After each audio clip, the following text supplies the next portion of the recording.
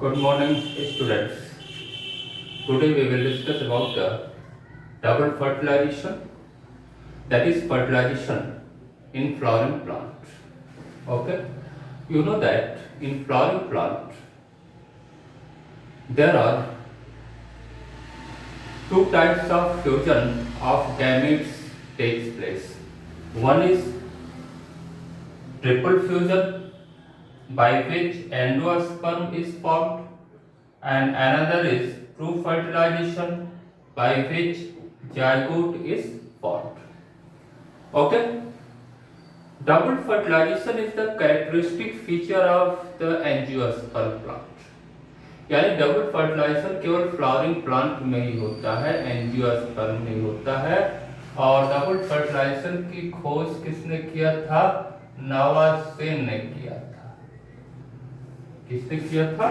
नवासेन ने किया था। ओके, सो डबल फर्टिलाइजेशन का मतलब है कि दो बार फर्टिलाइजेशन होता है। कहने का मतलब ये है, पूरी प्रोसेस को आप समझिए। ओके, पॉलन ग्रेन हमने बताया था कहाँ बनता है? एंथर में बनता है, पॉलन सैक में बनता है, माइक्रोस्पोरेंजियम में बनता है।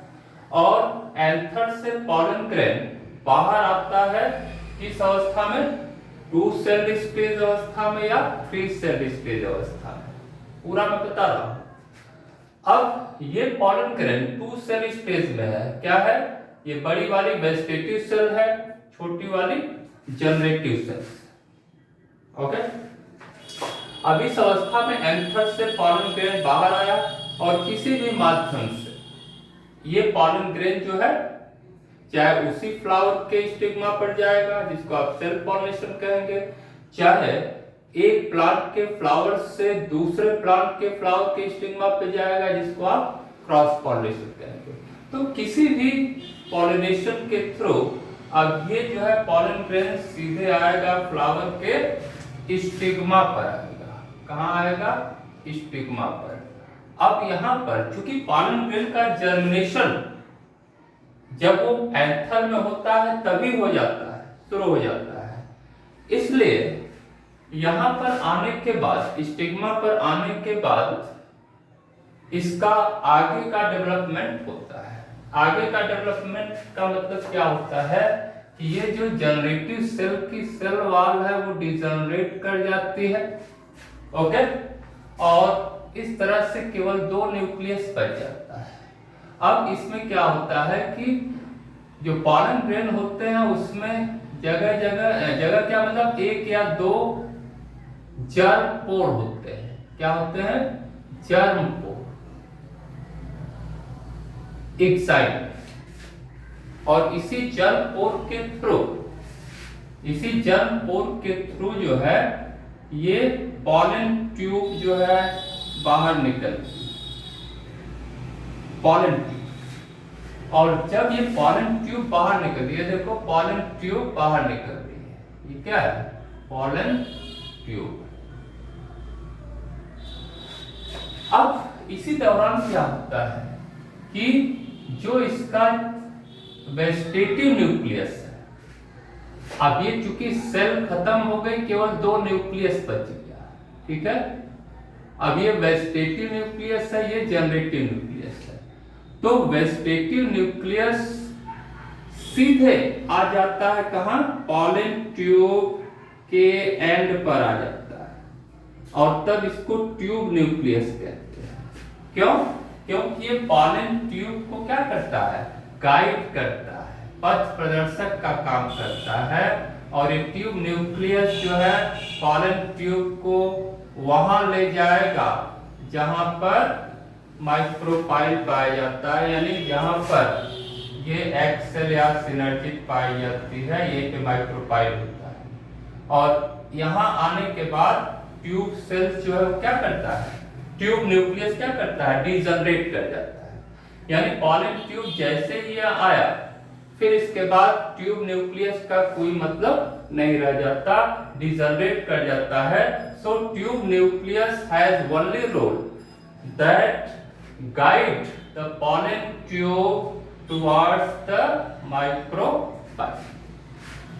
केवल पॉलन ट्यूब को गाइड करता है। कौन? ट्यूब न्यूक्लियस, और बाद में चल करके ये गायब हो जाता है।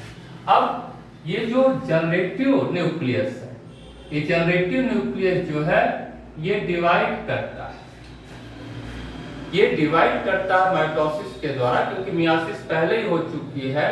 ये जो न्यूक्लियस है, ये दोनों न्यूक्लियस क्या है? हैप्लॉइड है। ठीक है, तो जनरेटिव न्यूक्लियस डिवाइड करता है माइटोसिस के द्वारा 1 से 2 न्यूक्लियस में, और ये दोनों न्यूक्लियस पॉलन ट्यूब के थ्रू, पॉलन ट्यूब के थ्रू ये जो है नीचे की ओर मूव करते हैं। ओके, आगे पीछे रहते हैं।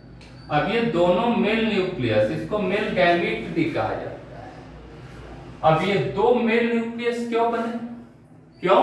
क्योंकि 2 बार फर्टिलाइजेशन करना है, इसलिए 2 मेल न्यूक्लियस का बनना जरूरी था। ओके, तो 2 मेल न्यूक्लियस हैप्लॉइड बन गए। अब ये दोनों मेल न्यूक्लियस यहां देखिए स्टाइल के थ्रू पॉलन ट्यूब के अंदर दोनों न्यूक्लियस ये मूव करेंगे, यहां आएंगे। यहां मैंने नहीं बनाया है, आप समझेंगे इस चीज को। यहां आएंगे कहां? एक्स सेल के नजदीक, सिनर्जी यानी माइक्रोपाइल। अब ये क्या है?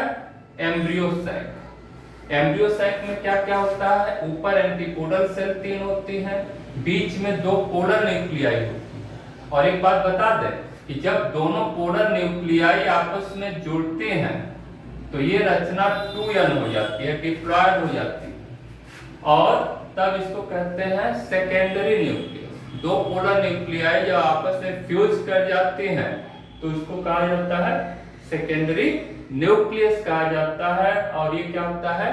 डिप्लॉयड होता है, क्योंकि 2 पोलर न्यूक्लियाई n+n मिले, फ्यूज किए। और नीचे माइक्रोपाइल की तरफ क्या होता है? बीच में एक सेल होता है, एक न्यूक्लियस, जिसको मेल गैमेट, फीमेल गैमेट, इसको फीमेल गैमेट कहते हैं, और अगल बगल सिनर्जिस पाई जाती है। अब क्या होता है? ये पॉलन ट्यूब सिनर्जिस को क्रॉस करते, एक सेल को नहीं, सिनर्जिड रास्ता देता है, चाहे ये वाला चाहे ये वाला। सिनर्जिस से होते हुए पॉलन ट्यूब देखो यहां आती है, ठीक है, और यहाँ आने के बाद इसका जो एंड होता है वो डिसॉल्व कर जाता है, और जो दोनों न्यूक्लियस है वो दोनों न्यूक्लियस कहाँ है? क्या हो जाते हैं? फ्री हो जाते हैं। किसमें? एम्ब्रियो सैक में फ्री हो जाते हैं।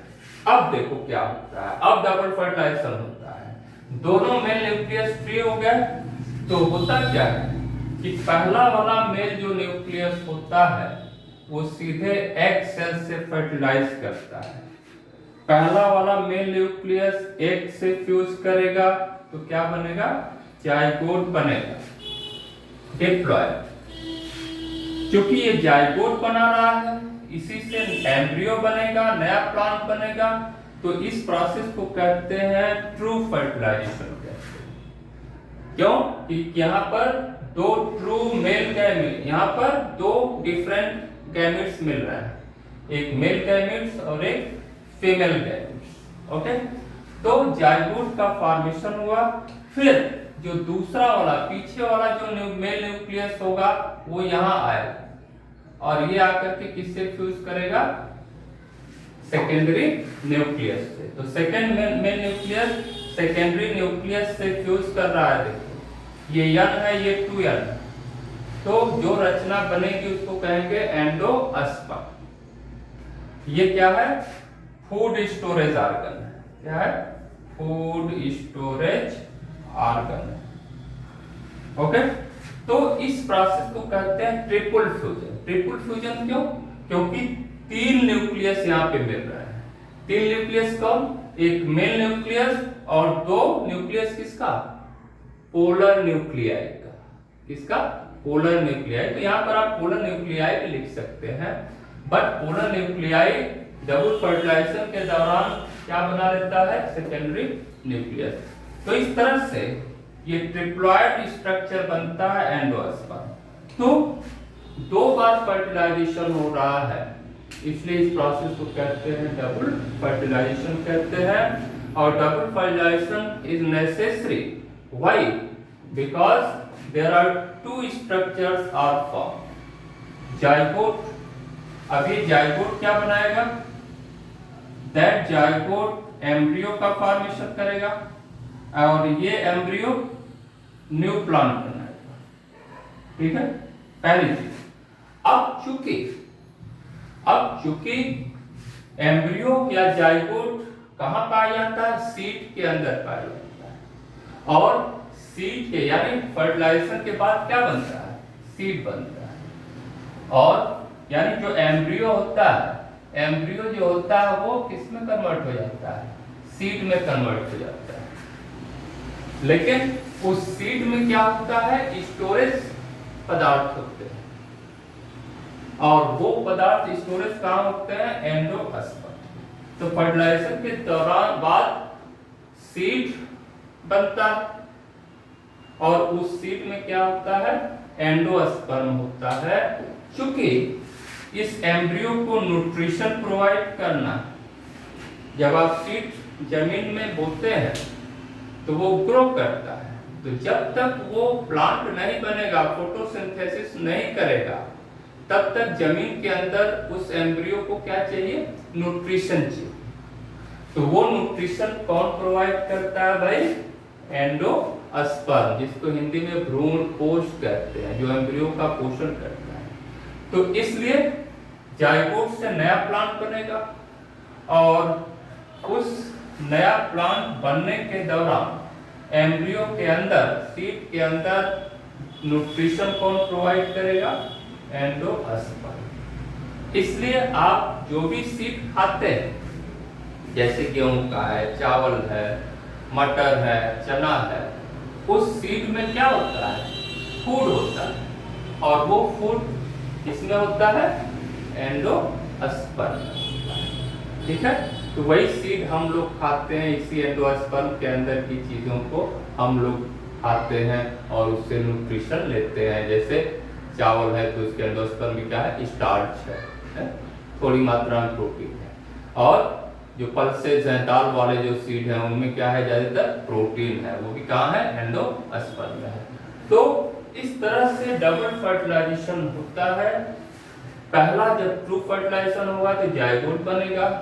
दूसरा फर्टिलाइजेशन जिसको ट्रिपल फ्यूजन कहते हैं, तो क्या बनेगा? एंडोस्पर्म बनेगा।